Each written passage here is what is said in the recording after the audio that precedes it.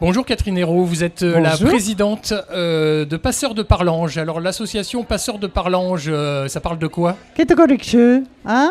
Qu'est-ce que le parlange? Ben, le patois, hein, tout simplement, cette belle langue qui nous vient de nos arrière-grands-parents et bien plus loin encore, puisque ce sont des langues d'Oïl, toutes ces langues de terroir.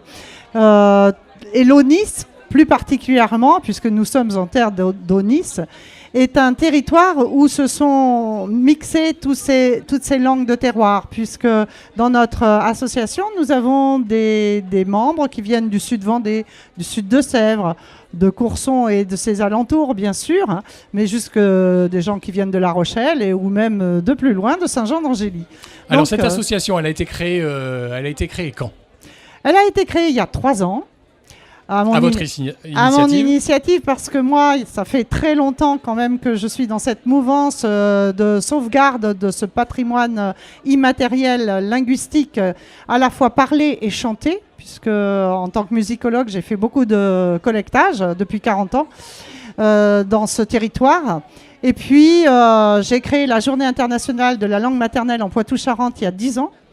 Et donc, une fois par an, autour de cette journée qui est proclamée par l'UNESCO le 20 février, nous organisons, en partenariat, bien sûr, avec toutes les associations qui le souhaitent, une journée où se produisent des auteurs, des conteurs, des acteurs, des chanteurs sur la journée, tous bénévoles, venus de 5 départements. C'est-à-dire que cette langue n'a pas de frontières territoriales. C'est ça, sur le point sur lequel je veux insister. Et c'est ce que j'ai voulu faire également en microcosme ici sur Courson-d'Aunis, c'est-à-dire rassembler tous ces parlers qui nous viennent de nos terroirs, où il y a des variations bien sûr territoriales, mais où les racines sont les mêmes, ce qui fait qu'on se comprend très bien de Blaye jusqu'à La Roche-sur-Yon et même au-delà. Alors est-ce que ce ne sont pas des patois qui se perdent finalement en fait, progressivement? Alors en fait, oui, paradoxalement, on a aujourd'hui beaucoup plus d'écrits que d'oralité, puisqu'on a énormément de livres, et les livres sur les parlers anciens, ce qu'on appelle le patois, s'arrachent aujourd'hui à prix d'or, ce qui prouve qu'il y a une demande. Et donc, effectivement, les modalités de l'enseignement de cette langue, puisque ce sont nos langues, ne sont pas encore définies et reconnues par les institutions. C'est pourquoi le rôle d'associations telles que la nôtre est très très important. Nous organisons des causeries, des visites sur des lieux patrimoniaux éventuellement, et bien sûr des ateliers une fois par mois où nous pouvons échanger sur nos parlers et nos parlanges. Alors combien vous êtes au sein de l'association Passeurs de Parlange? Alors en tant qu'adhérents, on est une vingtaine, mais disons que voilà, on est une dizaine à être vraiment des piliers, on va dire, et à organiser ces causeries. Cela dit, quand on organise les causeries, on a plus d'une centaine de personnes et à chaque fois on refuse du monde. Donc c'est quand même, ça prouve que ces langues sont très vivantes encore aujourd'hui.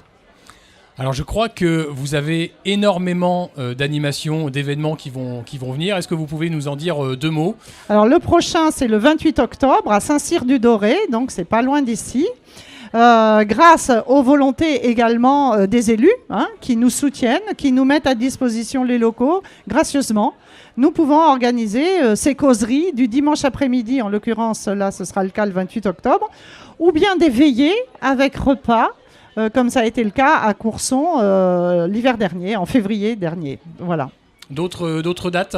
Alors d'autres dates, eh bien la prochaine journée de la langue maternelle, qui sera en fait début mars 2019. Là, ça sera comme on tourne sur les départements, on va participer, donc ça sera en Charente cette année. Et puis voilà. Puis des causeries de temps en temps. Des causeries à droite, à gauche. et vous pouvez nous inviter, des partenariats également avec des associations musicales et folkloriques qui font des danses traditionnelles, qui nous invitent à leurs manifestations. Donc c'est un principe d'échange, voilà aussi. Alors si vous le voulez bien, j'ai inventé un petit poème pour vous. Voilà. Je vous en prie. Pour parler un petit peu de nos terroirs. Quand le soleil se lève sur nous grands marins et que dans les rousias venant couenant les canards, sur la pia couvert d'Ève, vous autres qui venez par là, écoutez ce que le disent les vieux saules têtards.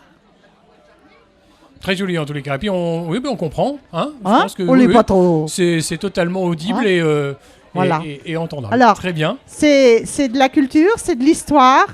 Voilà, c'est un dynamisme social et on compte sur vous et merci à vous. Et bien sûr, c'est ouvert à tout le monde. C'est intergénérationnel, bien entendu, et parce que nous ne sommes que des passeurs et vraiment, il faut passer cette culture, cette langue qui est très riche d'enseignement, de savoir-être. Très bien, merci Catherine. Je vous rappelle Merci que à vous vous. êtes la présidente de Passeurs de Parlange. Merci beaucoup.